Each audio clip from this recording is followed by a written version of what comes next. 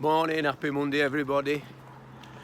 I've just been driving to look at a job and I'm sad, but I've seen this site here, this plot. There's nobody working here, but it's going to be similar to how we're doing ours. So it's cut into hill, and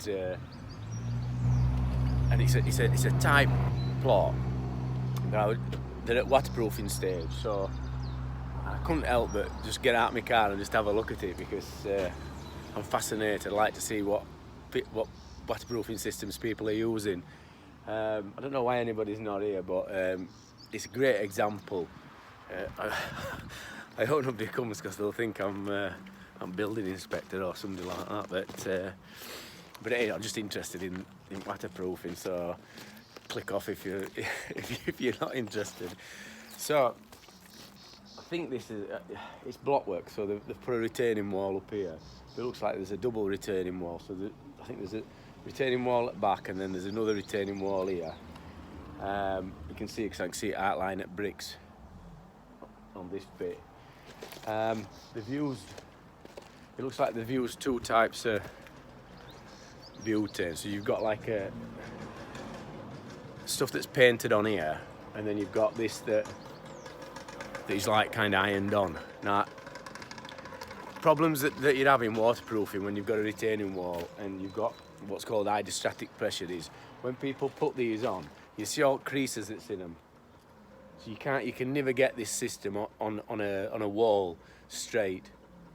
I think they'll probably be building some up back of there, but that's where faults will be. So if there's any water pressure from top there, water can come through, and that's where faults are going to be because it's not adhered to the wall properly.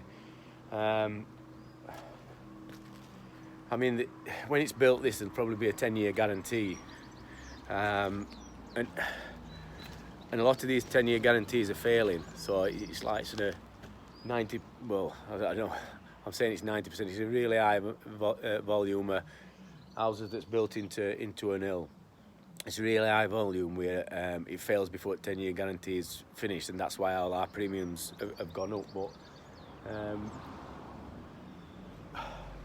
one of the issues is that technicians, well, people that's puts that system on is not like a qualified technician, or they're not versed in that system. Now,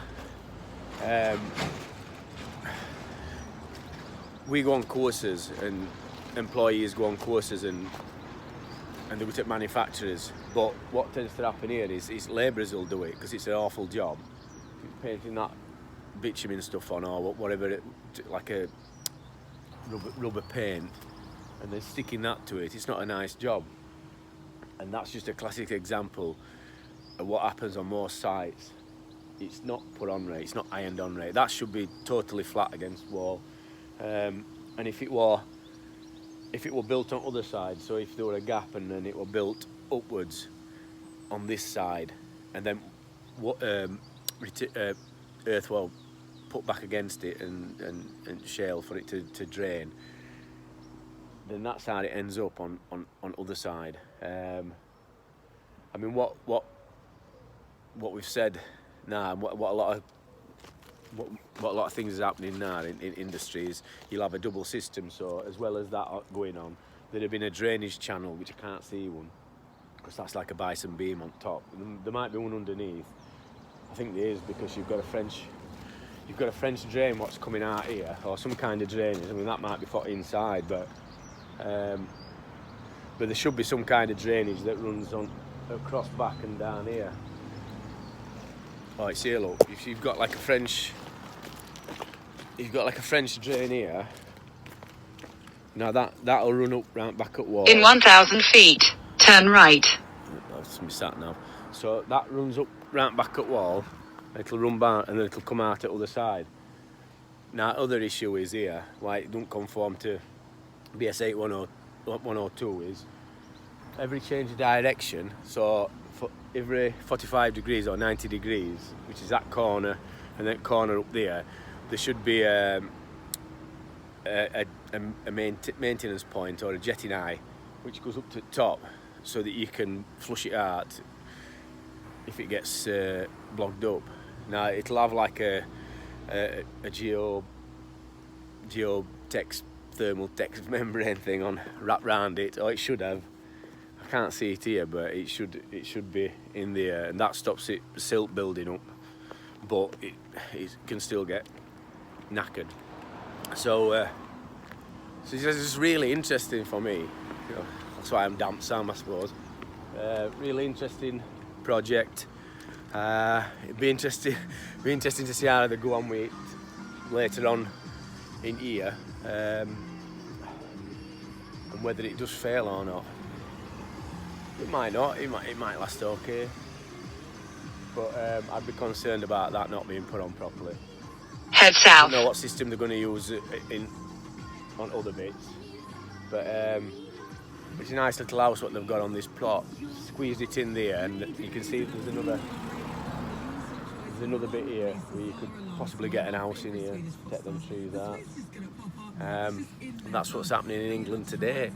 We're nicking all these bits of green space rather than building on greenbelt, which my views on matter is instead of building on all these green spaces inside villages, government councils should be allowed to expand every town and village. I'd say expand every town and village by 1% into greenbelt,